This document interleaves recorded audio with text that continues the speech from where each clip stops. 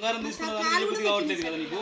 మరి సంపాదించుకున్న వాళ్ళు మాకు బాధ ఉండదా? నువ్వు ఎందుకు ఇయ్యని అంటున్నావు, ఎందుకు ఇవ్వవు, తెచ్చి ఎవరి దగ్గర పెట్టినావు, ఏం చేసినావు అని చెప్పి తిట్టి సార్. అదైతే వాస్తవమే. సో మేము ఆ దాటి వాళ్ళ ఇంటి ముందరికి పోవడమే కానీ వాళ్ళని అక్కడికి పోయి బెదిరియడమే కానీ చేయలేదు.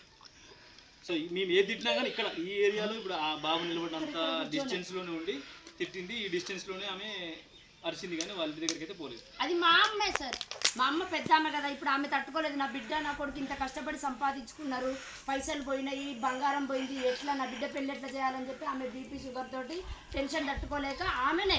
మేము ఒకవేళ తిట్టడం వల్లనే వాళ్ళ ఇంటికి బయటికి వెళ్ళలేదు అని అంటే వాళ్ళు బుధవారం రోజు బయటకు వెళ్ళేది సార్, గురువారం రోజు బయటకు వెళ్ళేది, శుక్రవారం రోజు బయటకు వెళ్ళేది. కావాల్సి మీరు ఇంటి చుట్టుపక్కల ఉన్న వాళ్ళు కూడా అడగచ్చు. వాళ్ళు ఈ 3 డేస్లో ఇంటి దగ్గర ఉన్న 3 డేస్లో కూడా వాళ్ళు ఎక్కడికి వెళ్ళిరు ఏం తెలియదు మాకు తెలియదు. హాస్పిటల్కి వెళ్ళిరా, లేకుంటే బయటికి ఇంకెవరైనా కలవడానికి వెళ్ళిరా, ఇంకేదో పర్పస్ వెళ్ళిరా తెలియదు, కానీ ఖచ్చితంగా ఈ 3 రోజులు వాళ్ళు బయటకు వెళ్ళారు. సో ఒకవేళ మేమే భయపడి వెళ్ళకుండా చేస్తే వాళ్ళు బయటకు వెళ్ళొద్దు కదా మొత్తం. సో ఇంకొకటి, ఇప్పుడు నేను హాస్పిటల్లో అడ్మిషన్ అయింది. ఇప్పుడు వీళ్ళు వెళ్ళి పోలీస్ స్టేషన్లో ప్రెస్ ద్వారా పోయి పోలీసు వాళ్ళని కలిస్తే సరే వాళ్ళు తిడుతురు చేస్తున్నారు అంటారు కదమ్మా, ఒక 4 డేస్ మీరు వెళ్ళి మీ అమ్మ వాళ్ళ దగ్గర ఉన్నానని చెప్పి పాపరెడ్డి కూడా వెళ్ళిపోమని చెప్పారట. సో ఆ శనివారం రోజు ఏదైతే ఉందో, శనివారం రోజు 5 o'clockకి మొత్తం వాళ్ళ ఫ్యామిలీ అంతా పాపరెడ్డి కూడా వెళ్తారు.